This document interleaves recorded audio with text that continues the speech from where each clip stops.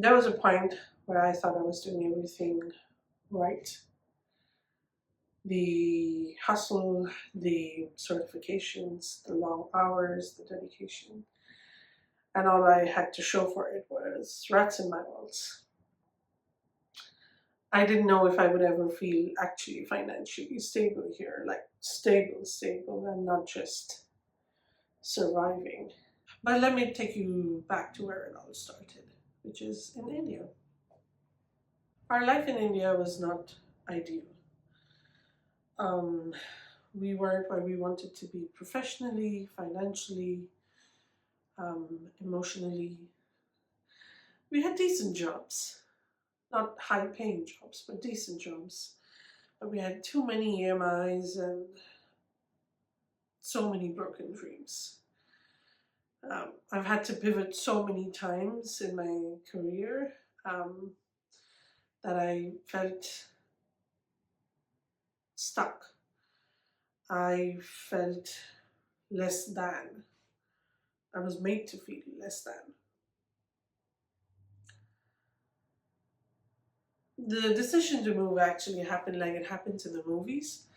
Um, we woke up one morning for work and something had broken inside of us. Something had snapped and we just couldn't keep doing the same thing anymore. We knew that something had to give. We had to force a change. The decision to move to Canada was in fact quite easy because at that point it felt like our only option to clear the board and just restart our life with a clean slate. I'm not going to go into all of the details of how we navigated our PR process and the timelines and all of that. If you want me to talk about that, I will make a different video about that. But what I can tell you is that I don't have a sob story about an identity crisis or anything like that when I landed in Canada. Yes, the normal stuff is there. You're always going to miss your family, you're going to miss your food, you're going to miss your culture. But in all honesty, all I had was this insane optimism, this sense of freedom, uh, and I felt hopeful, to be honest.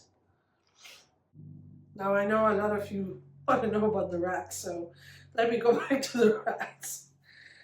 Um, these are not metaphorical ones, these are actual rats in the walls, scratching and scampering and making noises and I don't know what rats chitter, I suppose, every night. We were living in a basement apartment, and I mean just that, barely living, because that's what we could afford at the time. Um, my husband had gone back to school to get a degree, so we were on one income, just mine. That meant we didn't have a lot of financial freedom to go look for other bigger, better apartments. Um, so every night we just lie there, unable to fall asleep because you could hear them through the walls. Um, Anything that was left out in the open, your shoes, your socks, your potatoes, would have rats or mice in them. Um, you would find rat droppings, mice droppings everywhere in the apartment. No matter how much we cleaned, it smelled musty and just unpleasant. Now, we did tell the landlords, we complained over and over again, but nothing really came out of it. Um, and we were too new to the country, we were too broke. And honestly, at that point in time, we were just glad that we had a roof over our head, so we just kept quiet and lived through it. We did push back a few times, but it amounted to nothing. So we stayed there in that apartment for more than a year, actually. Now, we weren't starving.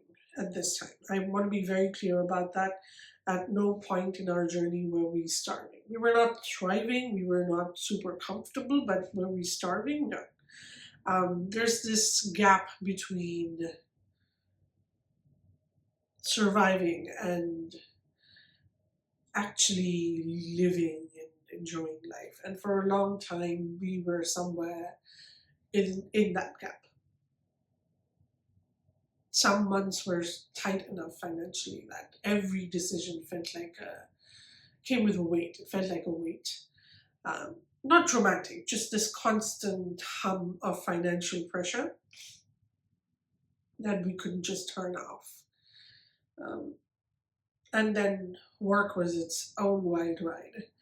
Some jobs were genuinely fantastic. I worked with people who saw my potential before I even knew I had something like that in me. And then there were jobs that were not not the right fit. It wasn't the right work culture for me, or the just wrong everything. And then there were the spectacular jobs that broke something open in me, that made me truly believe that I was good at this. I was really good at this, and yeah, they just brought me so much joy and money, of course. These jobs changed the trajectory of our life.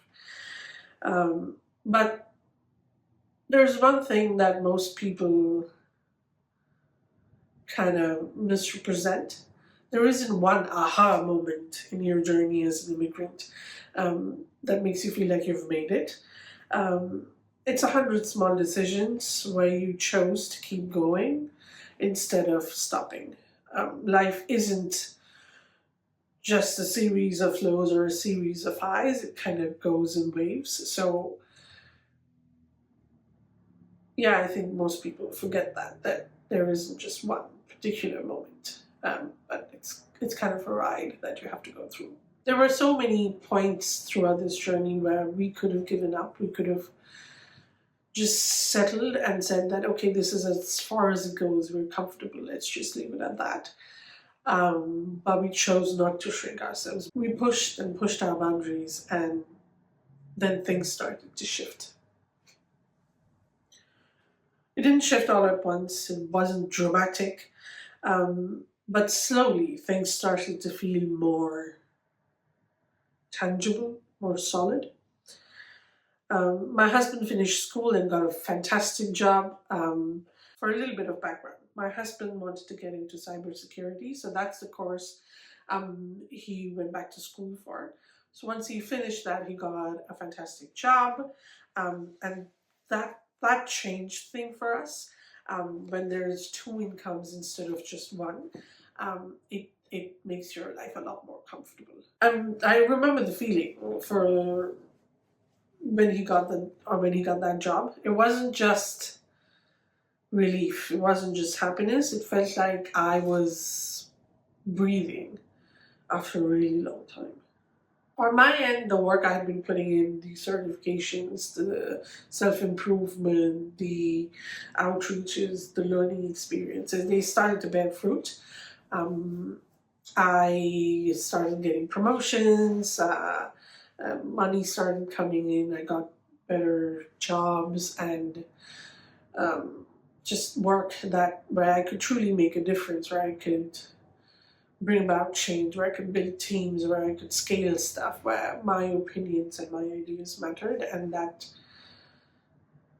was fantastic. I wasn't just surviving or hustling anymore, but I was actually building, creating, and bringing about change, and that felt awesome. Our savings grew slowly at first, but then with real intention, it kind of snowballed. And we stopped just getting by and started actually planning, investing, and building. We were looking ahead for the first time instead of just living paycheck to paycheck. It felt kind of surreal at first. Us people who have never owned anything other than a scooty back in India, slowly starting to see actual movement, actual stability. We had listened to rats in the walls, we had dealt with aggressive landlords who were greedy and just mean. Uh, but through all of that, we actually persevered, and a great highlight is when we bought our first condo in 2021. I remember the first night we moved into the condo.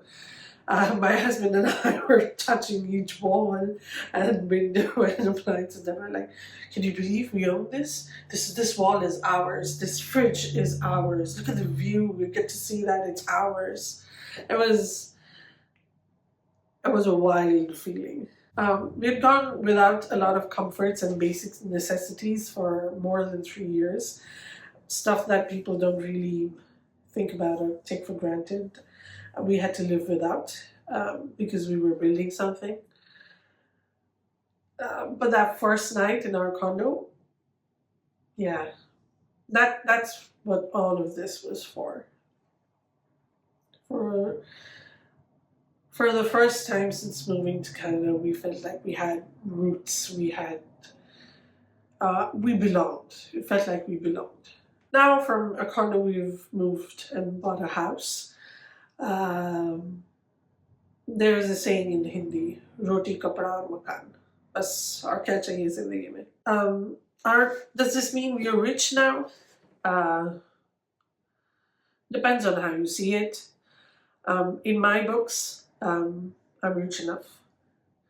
I have the ability to fly home whenever I want to see my family. I can splurge on certain things reasonably, of course. I have a little bit of land, enough to go grow a little veggie patch, have my little rose bushes, my dahlias, my Japanese maple trees. And very importantly, I have my evenings.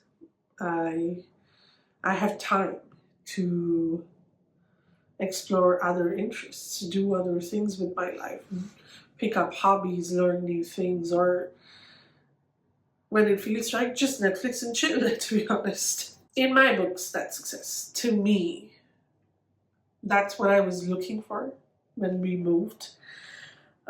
It's everything we didn't have back home, back in India. So yeah, I dare say I feel successful in Canada. If you're somewhere in the middle of your story right now, if you're grinding, doubting, hustling, and you really don't know if it's going to work, trust me, it's going to work. It doesn't always feel like it's working when you're trying to build something. But even when you don't see a lot of momentum, keep at it, and in the end, it will all make sense, I promise. So I'm going to leave it at that. If this resonated, if you liked this, if you want to hear more, please subscribe. And if you have any questions, anything specifically for my journey or about Canada or anything in general, if you're curious about anything, please leave a comment and I will do my best to answer all of them. So with that, thank you so much for joining, and that's it for this video. Let me know what you think about it. Thank you.